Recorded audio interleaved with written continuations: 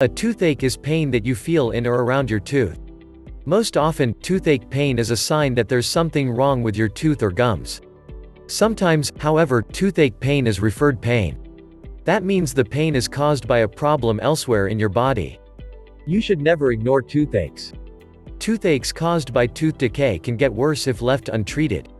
Toothaches are usually not life-threatening, but in some cases, they can be signs of serious conditions that require immediate medical treatment. Toothache pain can range from mild to severe, and it may be constant or intermittent.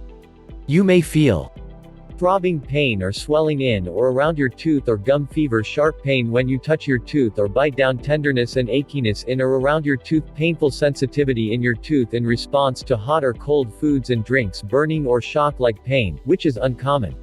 Common causes of toothaches. Tooth decay is the most common reason for toothaches. If tooth decay goes untreated, an abscess can develop. This is an infection near your tooth or in the pulp inside your tooth. See your dentist right away if you think you have a dental abscess. In rare cases, the infection can spread to your brain, which can be life-threatening.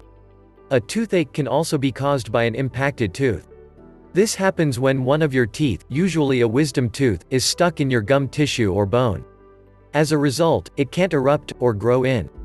Common causes of referred pain. Toothaches. Sinusitis is a condition in which your sinuses become inflamed due to a viral, bacterial, or fungal infection in your sinus cavity. Because the roots of your upper teeth are close to your sinuses, sinusitis can cause pain in your upper teeth. Toothaches usually require medical treatment.